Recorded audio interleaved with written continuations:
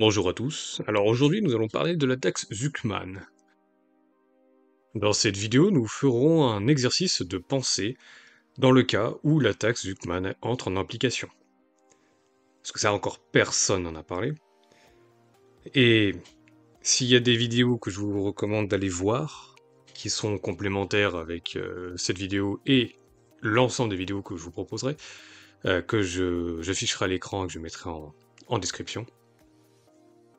Ce sont la vidéo sur la taxe Zuckman 1 de l'Observateur, 2 de Tabi Kabaj, et en 3 la vidéo d'Idriss Aberkan et de Charles Gave qui parle très bien aussi de ça.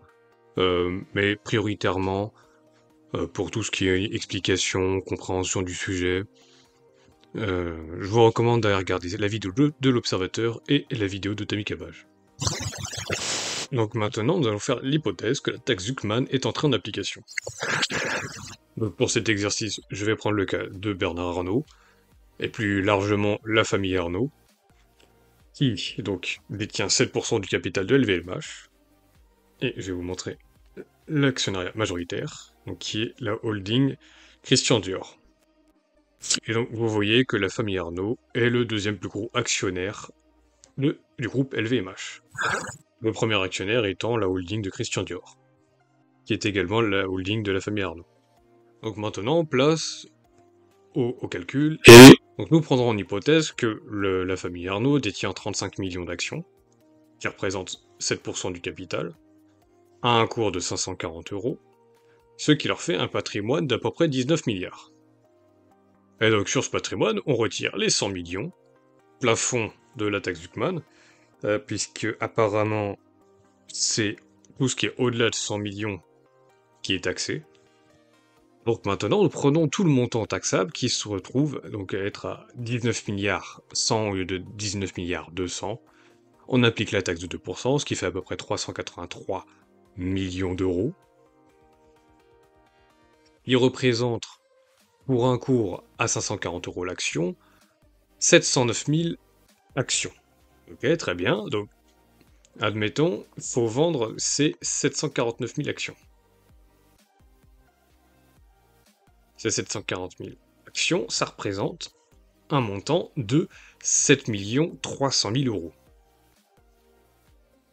7 300 000 €. Donc, si jamais il faut qu'ils les vendent, donc 7 300 000, c'est un peu moins de 6 fois les volumes hebdomadaires échangés sur, justement, le groupe LVMH. C'est une grosse capitalisation.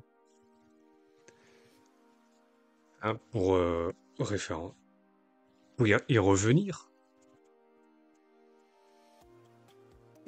Et quand je dis grosse capitalisation, pour rappel, c'est 301 milliards d'euros de capitalisation.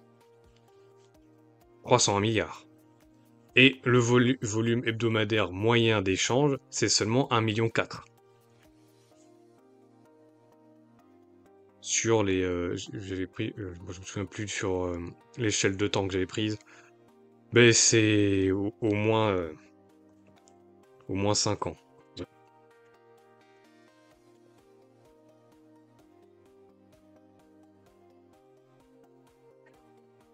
Sachant que sur une échelle de 5 ans, avec une bougie qui représente une semaine, ouais, on est plutôt à 2 millions de volumes. Donc on est plutôt à 2 millions de volumes d'échange moyen. C'est quand même presque 4 fois supérieur à ce que Bernard Arnault devra vendre pour payer cette taxe. Donc si jamais Bernard Arnault doit vendre ses actions pour payer la taxe Zuckman, quand on prend le montant de la taxe divisé par le nombre de semaines, ça fait un volume d'échange moyen, ça fait un volume de vente moyen de 7 300 000 € par semaine. Sachant que sur les 5 dernières années, le volume hebdomadaire moyen des échanges en bourse, par semaine, était de 2 millions. Autour de 2 millions. Si je vous remonte le graphique. Oups. Donc si je vous remonte le graphique. Voilà, une semaine, 5 ans. Et là, hop. On est à 2 millions. Allez, disons 2,5 millions. On va ajuster. 2,5 millions.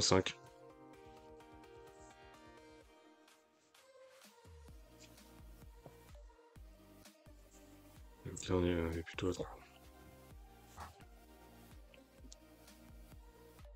Ce qui fait que concrètement, ce n'est pas possible. Ça forcerait le cours à baisser.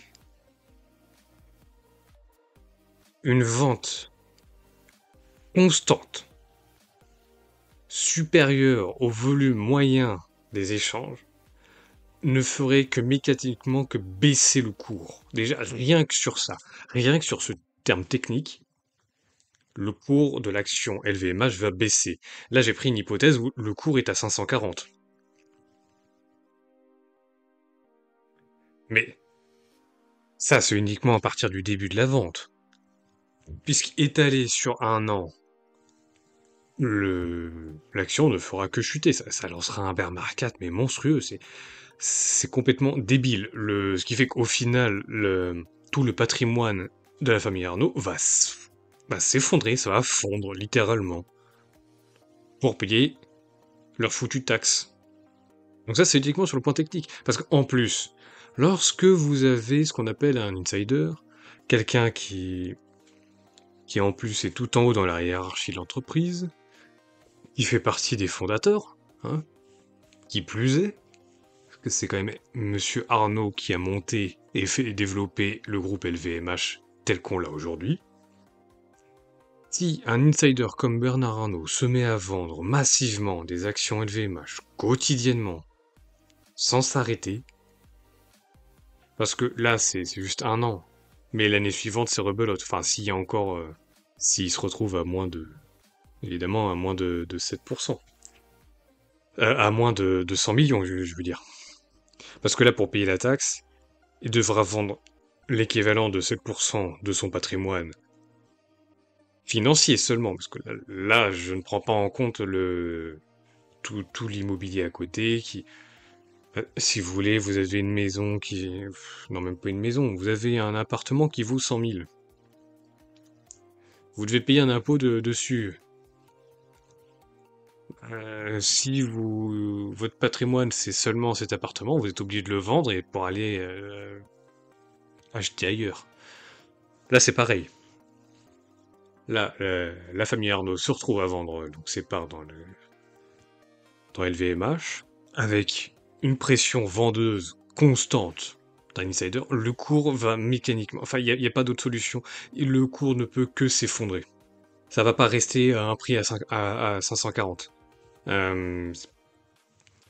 Et puis, si même on réduit le cours, là, j'avais repris sur depuis l'introduction en bourse de LVMH, la semaine où il y a eu le volume échangé, je dis pas forcément vendeur, que ce soit acheteur, vendeur, enfin, les volumes échangés, le plus important, c'est 75 millions. 75 millions, c'est lors de la crise des subprimes. Crise des subprimes, le cours a chuté de 49%. Hein, on va dire que c'est divisé par 2. Alors vous me direz que 75 millions, c'est quand même 10 fois supérieur à ces 7 millions 3 que la famille Arnaud sera obligée de vendre. Vous aurez raison. Mais comme que je viens de vous dire tout à l'heure, là, les volumes échangés, c'est juste sur une seule semaine. Une semaine, 10 fois plus, le cours a été divisé par 2. Donc là, vous avez 10% de ce volume d'échange qui sera vendeur supplémentaire. Parce que tous les jours, pour qu'il y ait des échanges, il faut qu'il y ait des vendeurs et des acheteurs. Mais là, le cours, il va s'effondrer d'un coup. Et il ne va pas remonter. Oh, pire, non, c'est pire que ça. Il va continuer de baisser. Ça va continuer de chuter, de dégringoler. Alors, le premier jour, ça sera la panique. Donc, c'est possible qu'on se rapproche d'une chute comme il y a eu au moment du Covid. Je vais reprendre le graphique. On va se mettre sur 10 ans. Là, au moment du Covid, parfait, c'est à peu près 35 millions 4 de ventes. 35 millions 4, et à ce moment-là, La bougie, on est passé de 439 à 278. On va faire le calcul en direct. 439, 278. Qu'est-ce que... Oh zut.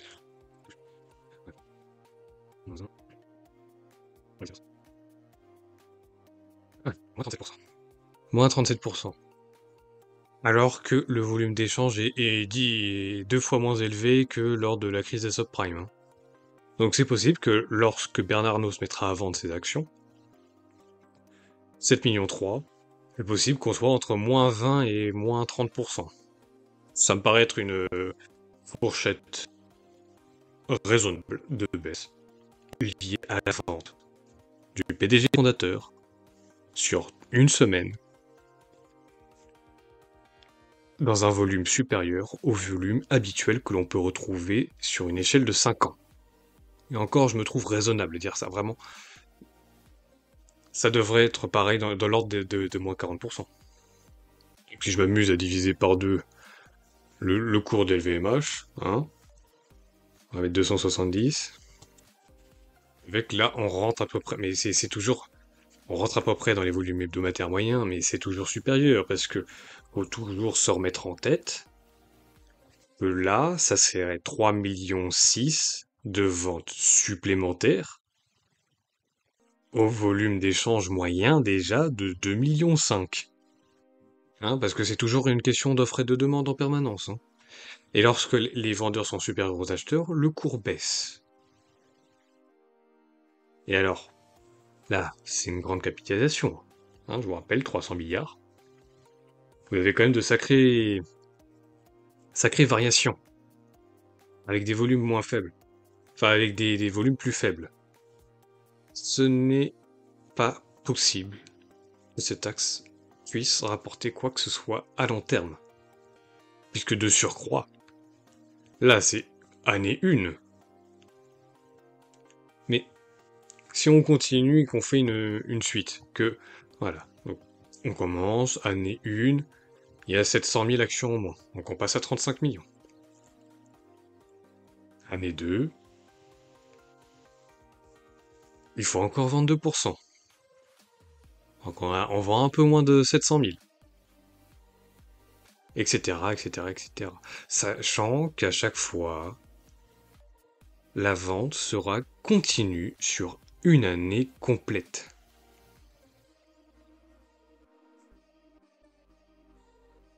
Alors sinon, il y a également des moyens d'éviter ce genre de vente continue. Ce moyen, ça s'appelle le hors-marché. Par exemple, la famille Arnaud va dire, bon allez, je vends X actions pour telle valeur à un tel ou tel acteur, en dehors du marché, parce que sinon, les volumes seraient beaucoup trop importants, ça massacrerait la valeur, euh, le cours, enfin, ça n'aurait aucun sens.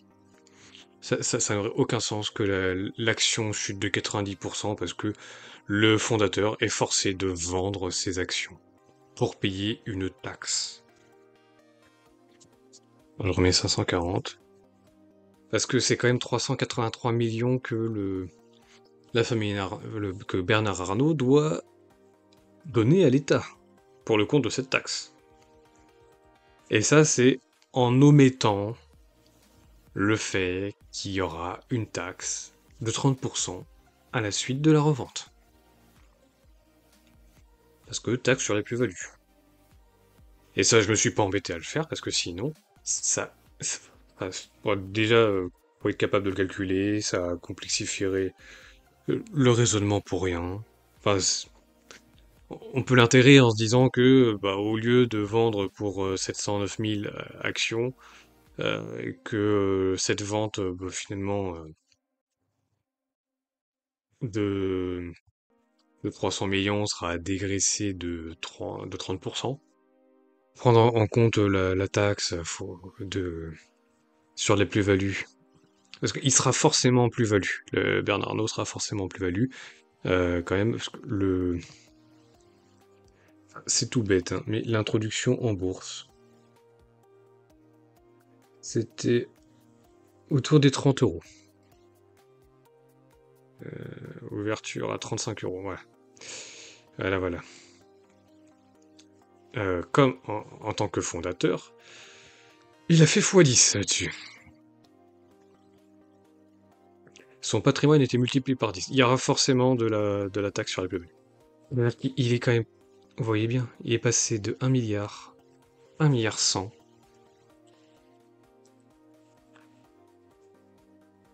à 19 milliards. Et encore, maintenant le cours est à 600 euros. Quand j'avais préparé l'Excel, à ce moment-là, le cours de l'action était à 540, mais maintenant il est à 600. Et là, cette fois, la taxe, c'est 426 millions. 426 millions. Et là, on est à un volume moyen de 8 millions. C'est complètement déraisonnable. Et là, en appliquant l'hypothèse que le cours se met à chuter, pareil, comme en 2008, lors des subprimes, ça fait que à la suite de ça, il y a un manque à gagner quand même de 200 millions pour l'État. 200 millions, sachant que le gouvernement cherche 40 milliards, c'est complètement stupide. Parce que c'est 200 millions, c'est le plus gros, hein. Il y a 1800 foyers fiscaux. C'est très vite décroissant. Grosso merdo, ça suit la loi de Pareto, où le premier à 80 détient, ouais, les 20 premiers détiennent 80%. Donc c'est pour ça, enfin, les 20% détiennent 80% du tout. C'est pour ça qu'il y a 1800 foyers fiscaux qui sont à 100 millions et plus. Mais les écarts entre les très riches, c'est pareil, hein, il est démentiel entre eux. Il y a des facteurs de 2 ou plus hein, entre chaque. Alors, si on prend une hypothèse simple que le numéro 2, je sais pas qui c'est, mais allez, hypothèse, le numéro 2 a 10 millions, à 10 milliards, tandis que la fumée Arnaud a 20 milliards, là, ça fait 400 millions, on a 100 millions. Avec les deux premiers, on atteint même pas les milliards. Donc dans l'hypothèse où la famille Arnaud arrive à trouver un acheteur, hors marché évidemment, faudrait qu'il y ait suffisamment d'acteurs qui soient capables de racheter pour les montants nécessaires, sans que ça agite le marché. Parce que si dans le même temps le marché apprend que oh là là, il y a, il y a la famille Arnaud qui s'amuse à vendre pour 400 millions d'actions LVMH hors marché, c'est bizarre. Si les marchés ont cette information, il y aura une panique, ça va baisser encore. Après, qu'ils intègrent l'information et qu'ils sachent que c'est parce que c'est une taxe débile qui les force à vendre. Peut-être que ça fera remonter le cours, peut-être pas. Parce qu'une taxe, c'est récurrent. Ouais, est-ce que ça remonterait? Donc à ce moment-là, qui est-ce qui peut récupérer ça? Parce que l'État ne va pas récupérer les 380 millions comme ça. Parce qu'en cas de vente hors marché, avec d'autres acteurs, bah, les acteurs vont demander une décote. Faut les trouver, il faut qu'ils aient les moyens, parce que la BPI n'a pas les moyens. La BPI a injecté 69 milliards d'euros en 2023 dans l'économie. Mais il y a beaucoup de crédits, de prêts, et beaucoup de subventions aux petites entreprises. De toute façon, ce n'est pas la vocation de la BPI de faire ça. Et encore, là, c'est juste pour LVMH, parce qu'il faut prendre en compte toutes les autres actions qui devront être vendues pour payer la taxe Zuckman. Là, ils peuvent très bien donner les actions à l'État, sauf que l'État, lui, il aura besoin de cet argent pour se financer. C'est le principe de la taxe. Et ce serait complètement con de voir un truc de bon bah moi Bernard Arnault, je file 2%, voilà, je file l'équivalent de 380, 420 millions d'euros en actions LVMH, je le file à l'État. L'État il fait ok merci. Et puis, au lieu de garder les actions, bah, comme il sait pas gérer son budget, qu'il n'y a aucune visibilité là-dessus, qu'il faut absolument qu'il fasse face à ses engagements vis-à-vis de ses créanciers, c'est-à-dire payer sa dette, payer ses intérêts, payer les fonctionnaires de l'État.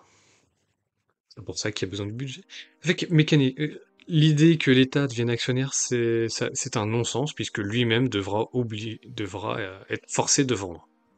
Et on retourne sur la même chose que tout à l'heure, sauf que, bon, là, cette fois, on évite la panique du c'est un insider qui vend ses actions.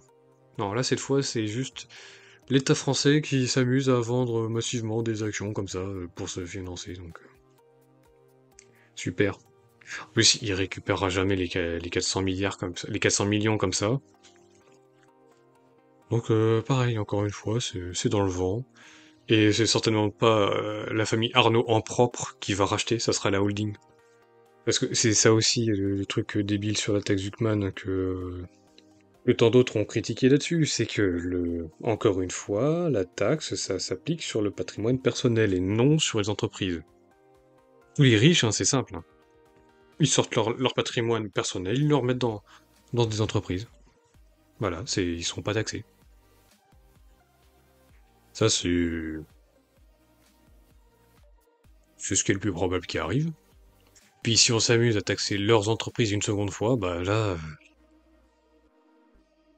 la seule chose qu'ils trouveront, c'est partir. Mais bon, allez.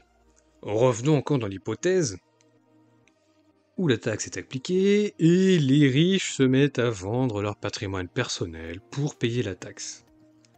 Admettons qu'ils continuent de vendre année après année sans se réorganiser. Hein. On va, on va faire l'hypothèse qu'ils sont débiles. Ils sont très mal conseillés. On va admettre qu'ils sont l'État français, par exemple. Hein, voilà, typique. Ça fait pour les ventes, on sera obligé, les riches seront obligés de se tourner vers l'étranger. Parce qu'on n'a aucune structure financière en France qui soit capable d'absorber de telles quantités de liquidités. On n'a pas assez d'argent franco-français dans notre circuit économique et financier pour absorber cette masse monétaire. Donc ce qui va se passer, c'est que toutes les entreprises, tous les propriétaires d'entreprises dont le patrimoine est supérieur à 100 millions. Donc c'est-à-dire, leur patrimoine comprend immobilier et entreprise. Voilà, bon, normalement à ce stade-là, c'est-à-dire que économiquement ils sont crétins, il n'y a pas de raison qu'ils aient une entreprise, puisque une personne normalement constituée n'a pas de patrimoine personnel à ce niveau-là. Parce que la famille Arnaud, c'est 7% de représente 7% de l'ensemble des actions en circulation d'LVMH. Mais 40% de l'actionnariat d'LVMH, c'est la holding de Dior. La holding de Dior, c'est la holding des... Dedans, il y a la holding de la famille Arnaud. Ça sera pas taxé. Là, ils ont bien accepté de conserver une partie de leur action en détention personnelle. Et donc, tous ces chefs d'entreprise, parce que clairement, personne ne peut dépasser les 100 millions de patrimoine sans entreprise.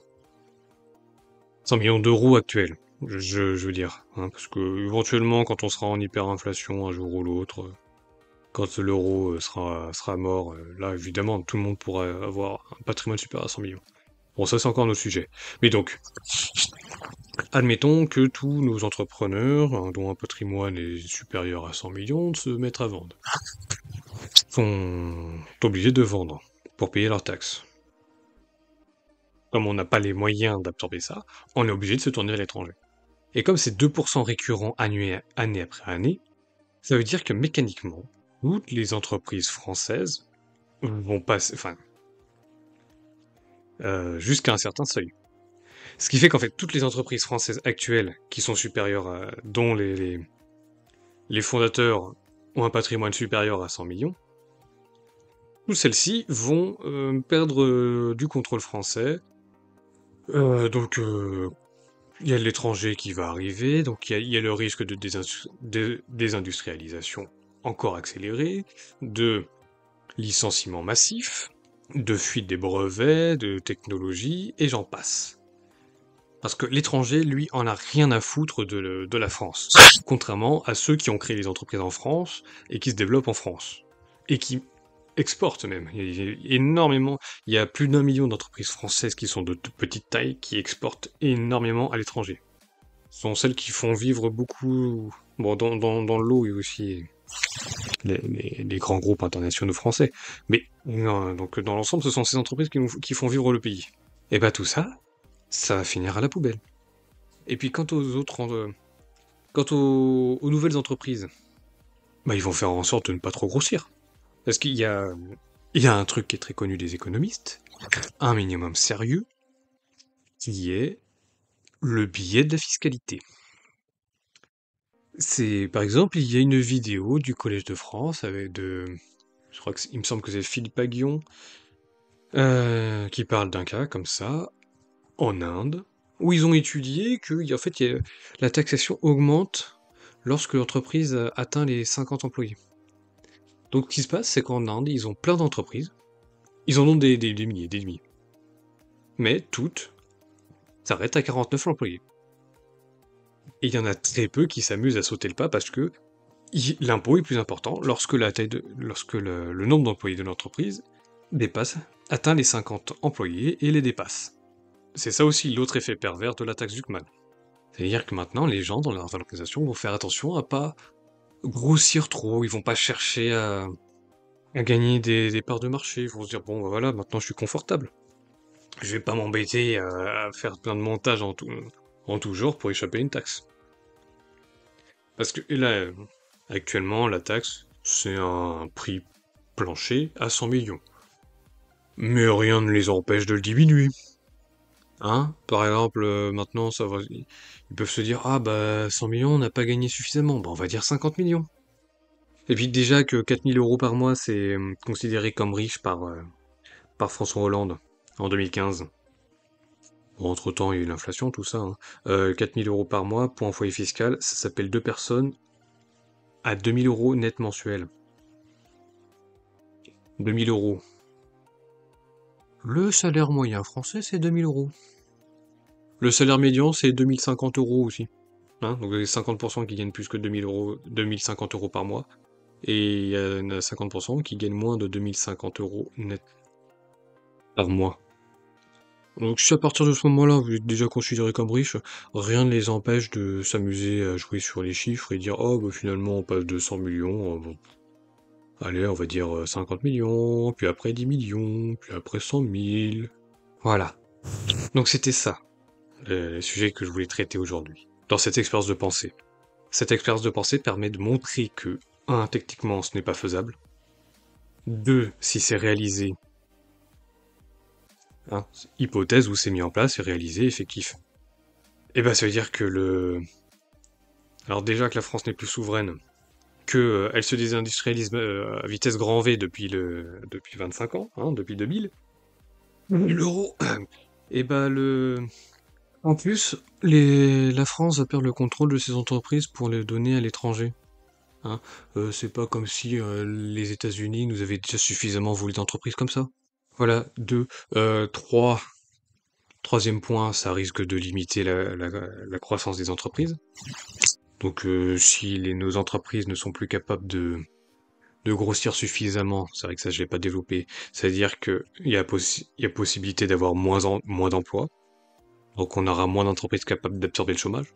En plus, elles seront facilement rachetables.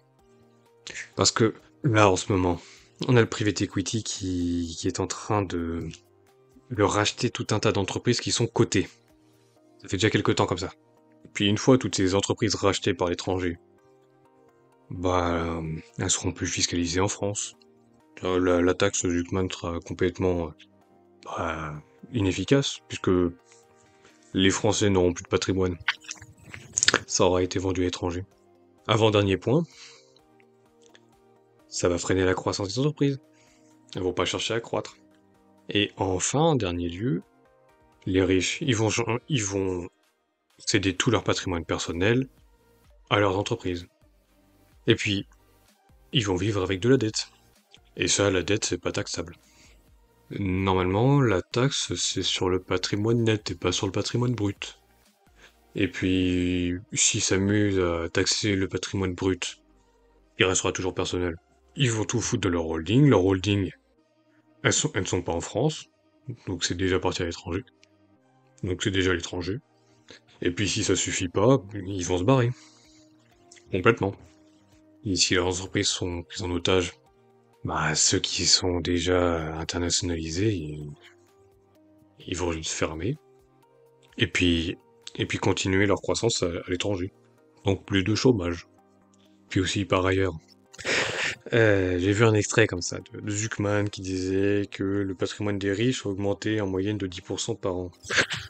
10% par an en moyenne, ça s'appelle les marchés financiers.